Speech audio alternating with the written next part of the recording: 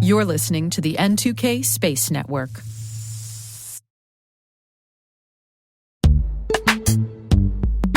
Imagine a world where you're always one step ahead of cyber threats, where your defenses are impenetrable because you see what others don't. Welcome to Team Cymru's Threat Intelligence Solutions. With real-time access to the world's largest threat intelligence data ocean, they enable you to turn the tables on attackers. Transform your security from reactive to proactive through accelerated threat hunting and incident response, made possible through automation. Empower your team with visibility and insights to start defending your organization like never before. Team Cymru. Be the hunter, not the hunted. Learn more at team-cymru.com/cyberwire. That's team-cymru.com/cyberwire.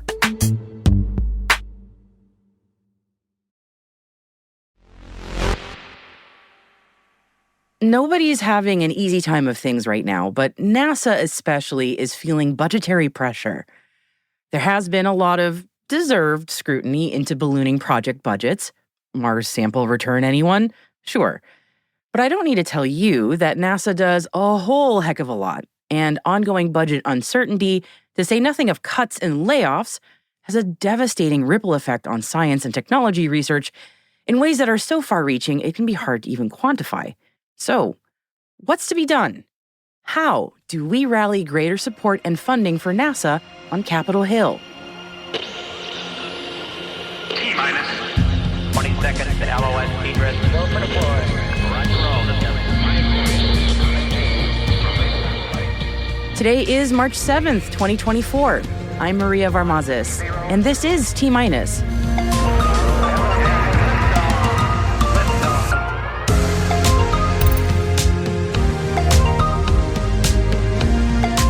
The Planetary Science Caucus is back. Airbus invites startups to its summer 2024 accelerator program. China's Mars sample return mission is progressing smoothly.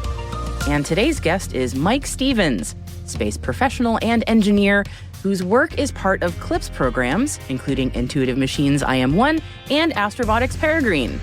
He has a fascinating perspective on the space industry today. You really don't want to miss this chat.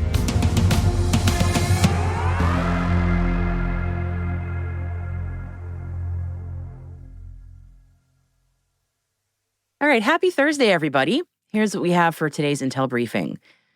To answer my own question from the start of the show, to rally more support for space sciences spending from the U.S. federal government, one approach is to form a congressional caucus, which is a kind of shared interest group for members of Congress of all political persuasions. And that's actually just what has happened. Representatives Judy Chu of California and Don Bacon of Nebraska, a Democrat and a Republican respectively, by the way, have stood up to help recharter the Planetary Science Caucus to advance policies and promote federal investment in space science. This caucus actually was on a hiatus since 2021, and now that it's back, the Planetary Society is working with both caucus co-chairs in this effort.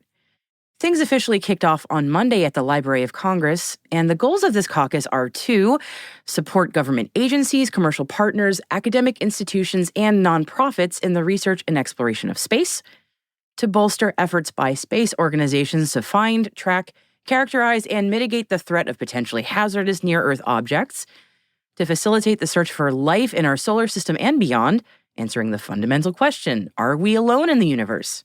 And to raise awareness of the economic benefits of federal investments in space science, technology development, and STEM education. Feels like a good time to mention also that if advocating for space sciences to members of Congress is something that you like to do, the Planetary Society's 2024 Day of Action in Washington, D.C. is coming up April 28th and 29th. More info in the show notes for you. And speaking of looking for more money, startups, subject matter experts, and academics in non-traditional space businesses, this story is for you. As long as you're based in Australia, New Zealand, or NATO member states, that is, congrats, Sweden, you can apply to Airbus's Space Accelerator for their summer 2024 program term. The accelerator is part of Airbus's Community for Space Prosperity, or CUSP initiative, aimed to develop the space ecosystem in the UK. And Airbus says that participants in this accelerator program will be able to move their product closer towards minimum viable product and directly benefit from the extensive space heritage and technical expertise at Airbus Defence and Space, as well as better understand the commercial space landscape and build connections with the wider space industry. So if this opportunity sounds like a good fit for your team, we've linked to the application in our show notes for you. And I mentioned the uncertain fate of the NASA Mars Sample Return mission, and it just so happens today we have an update from the Southern China Morning Post on China's Mars Sample Return efforts. At a legislative session this week, Sun Zhezhou, chief designer of China's Mars rover Tianwen-1, says the key technologies for a Mars sample return with the Tianwen-3 are in place and progressing smoothly, with a roadmap on track for sample collection and return to Earth by 2030. You know, earlier this week, we had the SpaceX Transporter 10 rideshare head up to low Earth orbit. But SpaceX is not the only ride to LEO in town. If you've got an educational payload, you do have some options.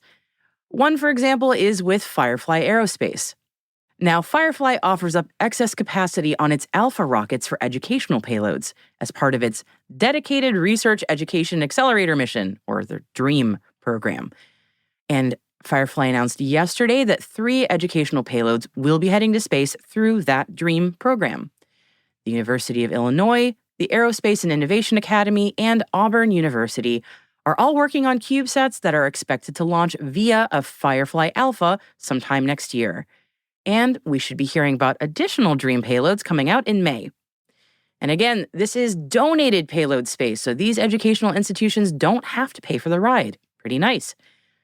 The goal of the DREAM program is to help educational institutions to focus on developing and operating a small satellite program and training the next generation of aerospace engineers. That is a worthy goal indeed.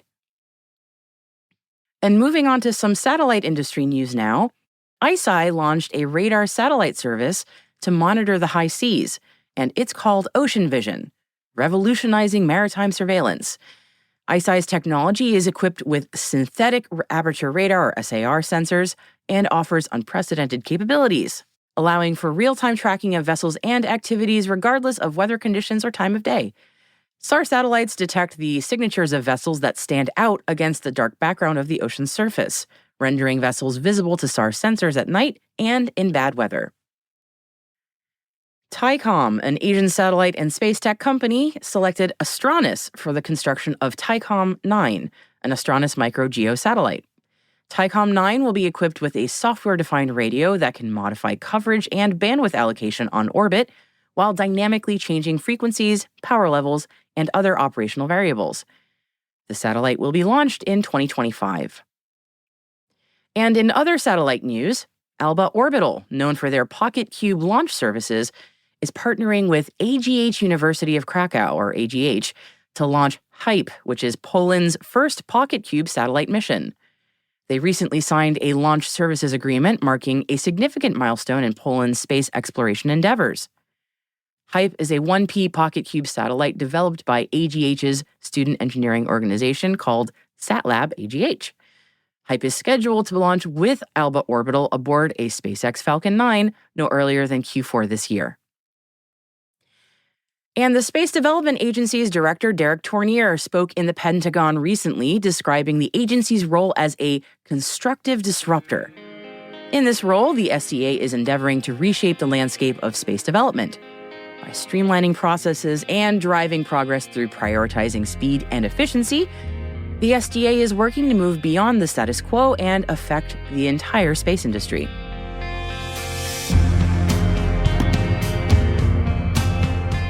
All right, that's our Intel briefing for today. Our show notes, as always, have lots more links for you, including some interesting opinion pieces on the longevity of the Voyager spacecraft. They might last, and join me in your best Carl Sagan impression now, billions and billions of years. And speaking of billions, how many might it take for India to spend to catch up with China's space economy? Well, there's one perspective you can read on that in the show notes for you, over at space.n2k.com. Click on over. Hey, T-Minus crew, If your business is looking to grow your voice in the industry, expand the reach of your thought leadership, or to recruit talent, T- can help. Send us an email at space@n2k.com or send us a note through our website so we can connect about building a program to meet your goals.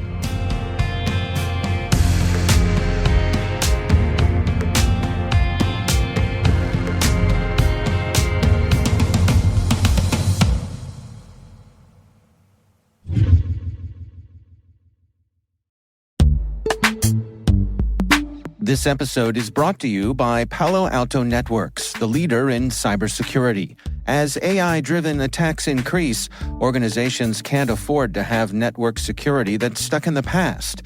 Discover how Palo Alto Networks can help you predict what's coming and proactively secure against it with a zero-trust, AI-powered network security platform built to secure whatever, whenever, wherever.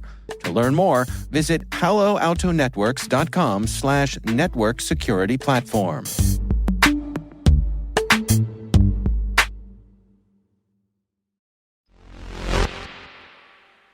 Today I'm speaking with Mike Stevens, who's been working on space missions for most of his career, including on several CLPS programs for Astrobotic and Intuitive Machines.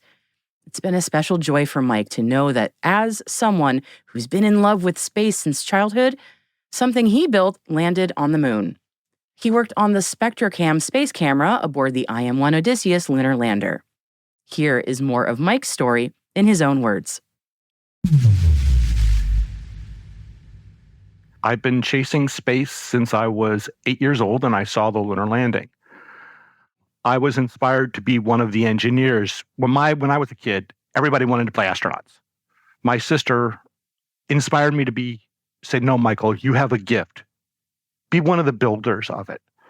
So I went through college, high school, college, graduated from Dartmouth, got a degree in software engineering because that was the new wiggy thing then. I mean, there weren't a lot of CS degrees available back in the Stone Ages when I was there. And then I started chasing space. I started getting work. And I ran into this wonderful lunatic called Dr. William Stone. He was a major player at NIST. He's long since retired. He's about 10 years older than I am. And he had this company called Cislunar. He built a rebreather. So I was the software lead for that project. It holds the world's record for the longest dive on a single breathing apparatus. We also did some underwater exploration, some under cave exploration. We were doing life support equipment, and we were doing exploration equipment. And exploration is the passion of space. It is also the passion of deep underwater exploration. That's how they live together. Then I continued to drift around on the career with this side gig of space. Then came the DepthX project, which is a NASA-funded grant. Then I wandered around doing a lot of robotics and automations and all this sort of stuff because motors, sensors, and cameras are what I do. That's sort of where I've been. I lucked into a place called, at the time, ADCOL Space. It's been renamed and it's now Redwire Components. I did the SpectaCam camera, which was used on IM-1. Then I left that and went to Astrobotic and started working on Peregrine and Griffin. But those are CLPS programs. The camera wasn't. It works from that. The IM-1 project, which was used for SpectaCam, which makes a commercial space part, and Peregrine are the CLPS programs. These are the joy of my life right now. This is a whole bunch of entrepreneurs coming at it hard and fast that have been struggling for money, most of us for 20 to 40 years, trying to get money for this. That's the beauty of CLPS. The other thing is Artemis, wonderful project. Needs about a 99% chance of success before they'll let it go up. Why? It deals with human lives. You know what IM-1 success rate was targeted at?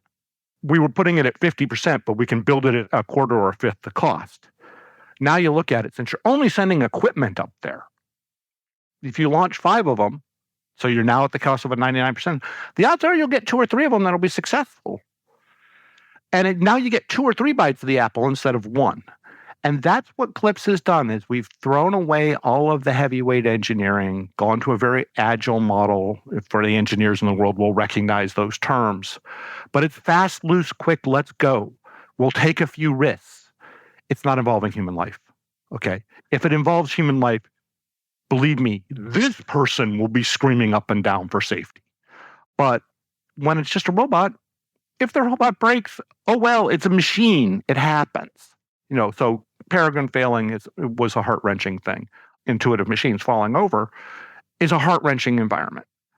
Those are both heart-wrenching things. But you know what? They were there. They got pictures, and we've got stuff. We've got data. Not as much as we'd like. We'd like those things to still be. We'd like them to still be operating. We want them to go on, and it's like ingenuity is still kind of trying to fight around. It's still trying to do things. Those are the beauties. Those are the success stories. But these other ones you learn so much about.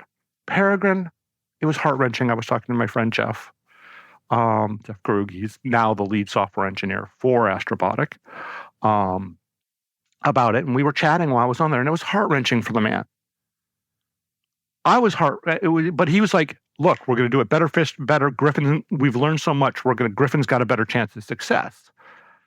And even though my component succeeded, I was doing the comms work for that, and it worked. We didn't succeed. There are hundreds, even in these small startups, hundreds of people touching these equipment in subtle ways. One small failure will doom the project. You had mentioned you've worked on IM-1, you've worked on Peregrine, but you've also got something coming up in maybe a year. Griffin. So Griffin, it can only be launched on one launch window a year. So it's probably 2 years from now just because of the way things go. As it often happens with space stuff. We can only launch at one particular time because because this is on the South Pole. You need to have it be there. When we land it there, we will have 24 hours of life, and that's it. Period. No more, because that's all we got. It's on the longest day of the year for them because we're landing on the South Pole.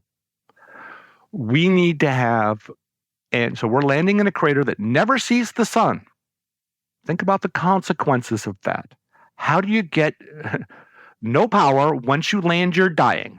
Unless if you bring a nuke, which is what Bill suggested 20 years ago, and they're still fighting through it. By the way, Astrobotic, give them props. They've got a power system that's aiming to go to the moon in 2035 or so, that will be using nuclear power. Why? Because solar isn't consistent enough. If we face the problem down here, we run gasoline and oil, and because we can't always use solar because the sun goes away. Or if something tips over. They've got a 14-day night on the moon. Yeah, also that. Yeah. You just can't bring a big enough battery. It's hard. That's right. Yep. So we have a battery we're going to drop 24 hours. That's problem one. You caught the other one. Think about the first one. How do we get information back? We take a directional antenna and aim it at the Earth. We've only got a very narrow sliver where we can do it. We're going to have to aim because we're in a bottom of what people would think was a valley. It's a meteor crater, and we've got to shoot across. This is why we have to do it on one particular time. We have to shoot across the top of the crater and catch the top of the Earth. Okay, that's what we're going to be doing. That's one of the things I was working on. That's just a geometry thing. Yeah. And remember, Intuitive Machines IM-1 demonstrated if you can fall over, you don't necessarily get that perfect landing because it has to be done autonomously. And quite frankly, autonomy is in its infancy. It's been in its infancy for the last 25 years. We're trying to still doing it better than it used to, but still we've got It's amazing how much we've progressed there. Yeah, we progressed a lot, but it's a long ways from being perfect. So we're going to go in there. We're hopefully going to get an upright landing. But if we're off a little bit, we need to still be able to aim at the Earth. So we've got to shoot effectively a laser beam. It's not, folks, no panic. It's just a radio. We got to aim that flashlight over the lip of the crater and still hit the Earth. As Intuitive Machines demonstrated, when the machine is on its side, it can be a little challenging. That is the understatement of the month, if not the year. We're going to be facing that. But you think, okay, you got to establish comms lock. Well, please remember, comms lock is to get something from the moon to the Earth is 5 seconds. Getting it back is another 5 seconds. We're on a countdown timer. So what we're going to do is we're going to fire off, aim, aim, send a message, aim, send a message, aim, send a message, aim, send a message. And eventually they'll get back to us and we'll go build a map of what is the correct place to aim this. And then we'll aim it and then we'll be able to establish comms. It's a very complex procedure. We've got to figure out how to do it. And by the way, it's changing. Where we land is highly, it will impact it. What the terrain is, we don't know. Nobody's got a whole lot of pictures down now. Yeah. They've got some that have done orbits. We'll have an orbit to look at it. So Griffin will orbit. You'll be able to see it so you get a better guess. Again, landing position, train recognition, navigation, and hazard avoidance. Astrobotic has its own solution for that, and it won't be using the IM Intuitive Machines version. They'll be using their own. But all of this will come around, two separate companies. But we share a lot of things. Understand that by the time Griffin takes off, there'll probably be a dozen IM Intuitive Machines people there. And by the time that Nova 2 does, we're a small industry. We cross-pollinate, we switch around. This is the massive innovation that's going on. What was it funded by? CLPS. What do we need? More people. We also need people that will continue to come along and give us money. Capital is always needed. Yeah. But yes. Well, I was going to ask you about the sort of the workforce question, because before we started recording, we were sort of chatting about that, about, when folks start to retire. I'm not going to name names, but when folks start to retire, they can't see you waving, but I know you're waving. When you retire, do you feel like there's enough people kind of coming up through the ecosystem that there will be no gap? I mean, this is not a problem for you personally to solve, but there's people like me. I'll retire when my brain lets me. My brain won't let me. Okay, this is too cool. You don't understand. This is my heart and my soul, and we're finally realizing it. I've been chasing it since I've been a kid, chasing it literally for over 50 years, and I'm getting there now. It's happening. In 10 years, there's going to be a massive innovation boost. Do we have enough people? No. Do they have enough people in the .com era for computers? No. We're going to face the same bind in space in 2035 because there's going to be this explosion. I know the programs that are coming along. The internet's going to space. If I have anything to do about it, I'm trying to get on that project, because one of my early jobs on this planet was bringing the internet to the world.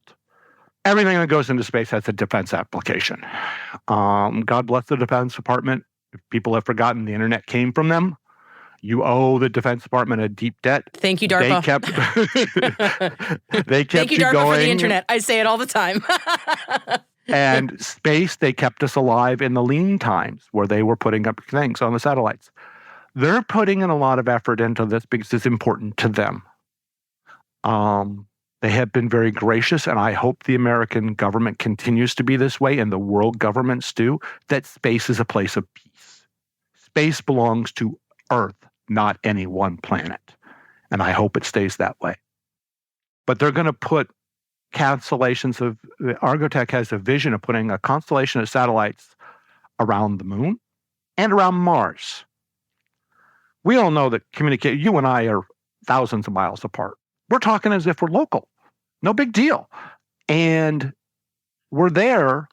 We can have this conversation. Why? Because of all of the infrastructure that's there. If we make communication from Mars or the moon that easy, the hard problems that was facing with Peregrine and with Griffin go away.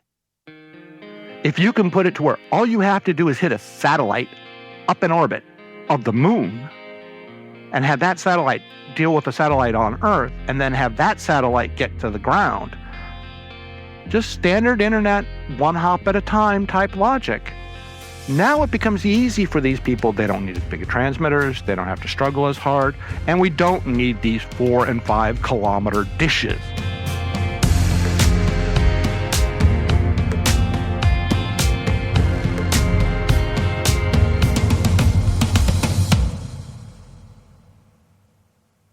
We'll be right back.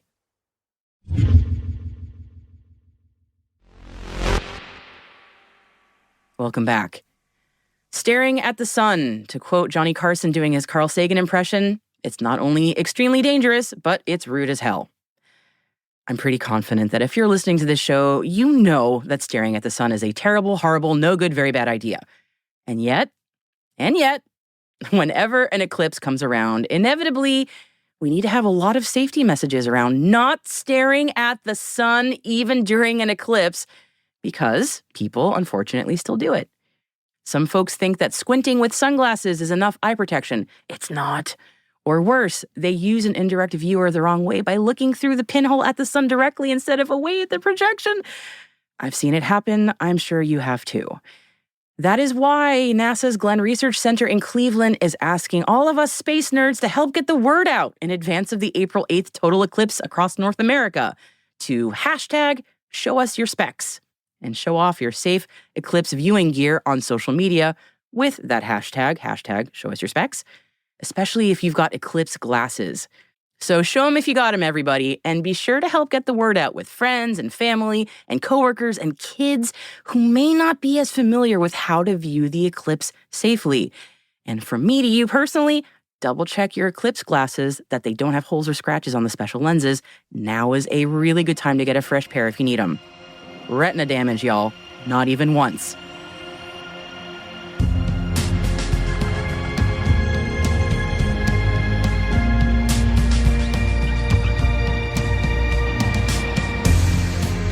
That's it for T-Minus for March 7th, 2024.